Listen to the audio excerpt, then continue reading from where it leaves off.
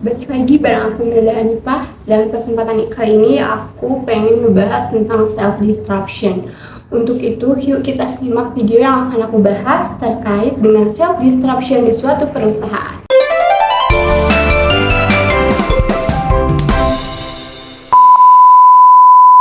Kalian tahu nggak sih, banyak perusahaan-perusahaan di Indonesia yang sudah melakukan self-disruption. Lantas, apa sih self-disruption itu? Lantas, apa itu self-disruption? Self-disruption merupakan salah satu paksaan yang harus dilakukan oleh suatu perusahaan agar mampu berkembang dan bersaing dengan perusahaan-perusahaannya di era disrupsi yang terjadi pada saat ini. Salah satu perusahaan yang memberanikan diri untuk melakukan self-disruption yaitu PT Adaro. Yang dikutip dari buku Renat Kasali, PT Adaro ini merupakan salah satu perusahaan yang awalnya hanya bergerak pada satu bidang saja, yaitu pada bidang tambang.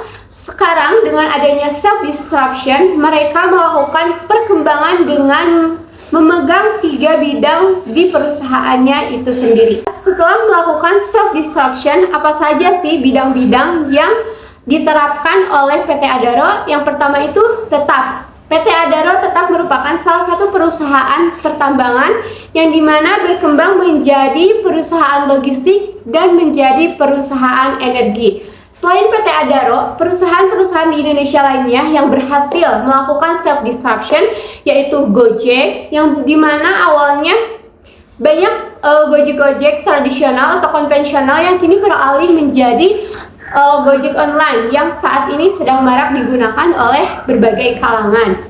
Kemudian bukan hanya transportasi saja nih yang mengalami disrupsi. Ternyata ada beberapa bidang perusahaan juga yang mengalami disrupsi di Indonesia.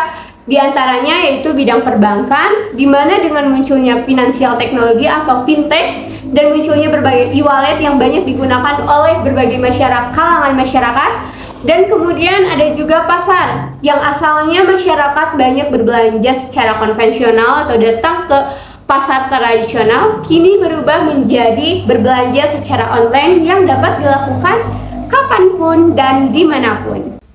Peran pemimpin dalam self-disruption juga sangat-sangat mempengaruhi, karena dengan pemimpin yang berani melakukan self-disruption, maka akan mendorong perkembangan yang sangat signifikan untuk perusahaannya.